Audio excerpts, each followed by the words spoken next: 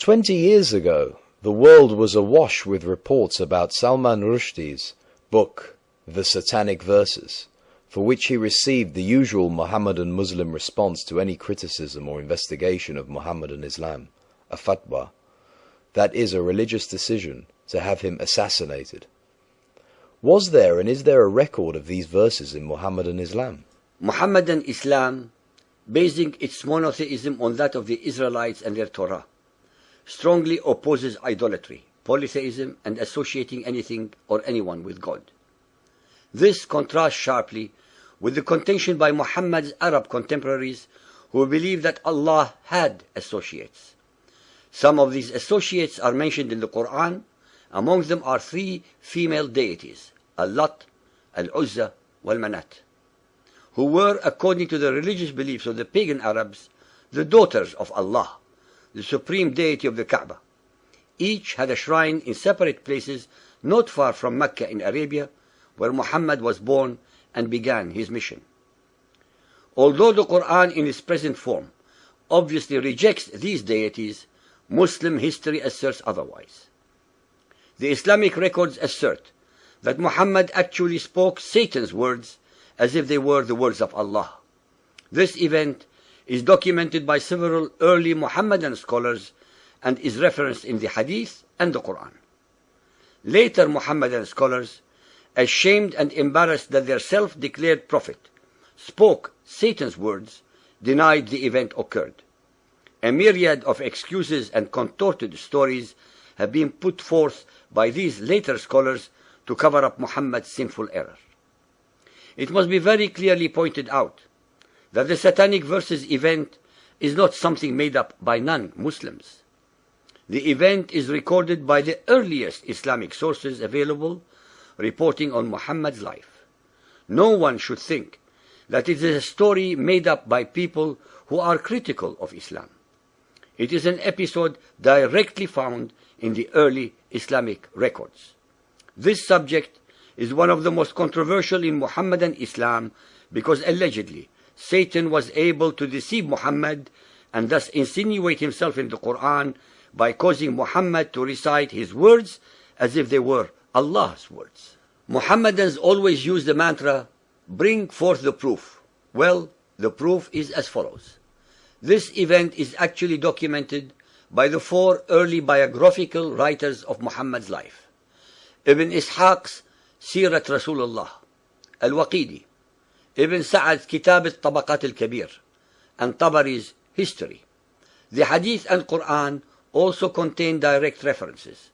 Additionally, several other Islamic scholars on Hadith, called traditions, support the event's occurrence, such as Ibn Abi Hatim, Ibn al-Munzir, Ibn Marduya, Musa ibn Uqba, and Abu Ma'shar.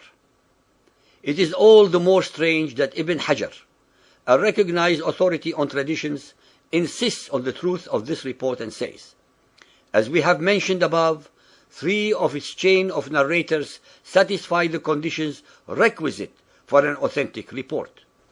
Because of time constraints, we shall explore Al-Tabari's version of the events, and those who need more detail should go to our definitions section in our website.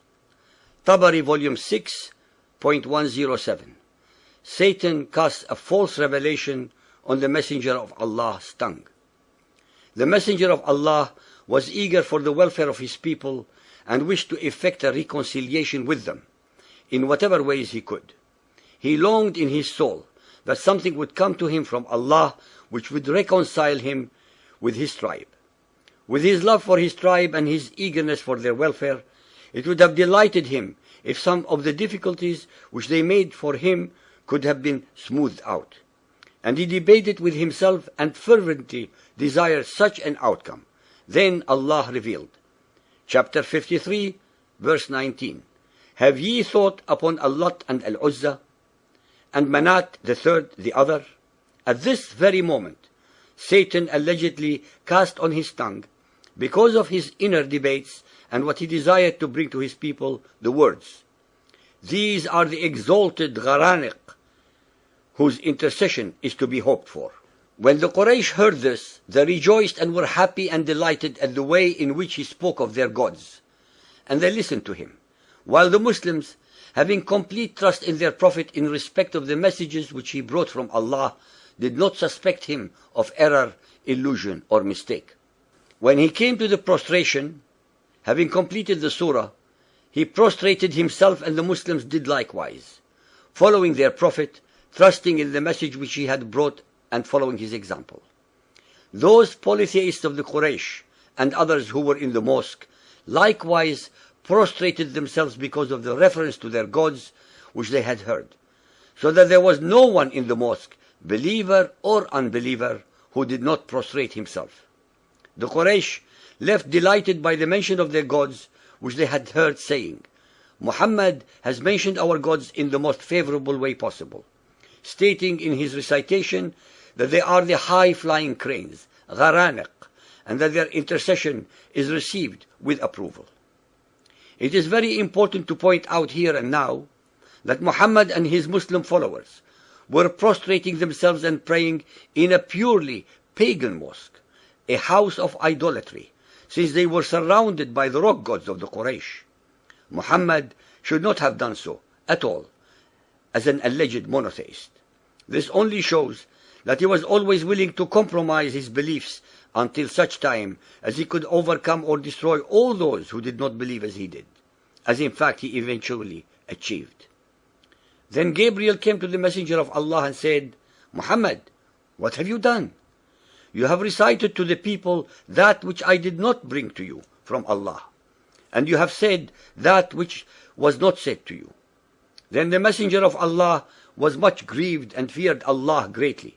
But Allah sent down a revelation to him, for he was merciful to him, consoling him, and making the matter light for him, informing him that there had never been a prophet or a messenger before him, who desired as he desired, and wished as he wished, but that Satan had cast words into his recitation, as he had cast words on Muhammad's tongue. Then Allah cancelled what Satan had thus cast, and established his verses by telling him that he was like other prophets and messengers, and replaced the offending satanic verses with, What, for you the male sex and for him the female? Behold, such would be indeed a division most unfair. The question that any inquisitive mind will ask is, how many other verses in the Quran were actually revealed to Muhammad by Satan and not Gabriel? The satanic verses also destroy another challenge in the Quran. Surah Bani Israel, chapter 17, verse 88 say, If the whole of mankind and jinn were put together to produce the like of this Quran,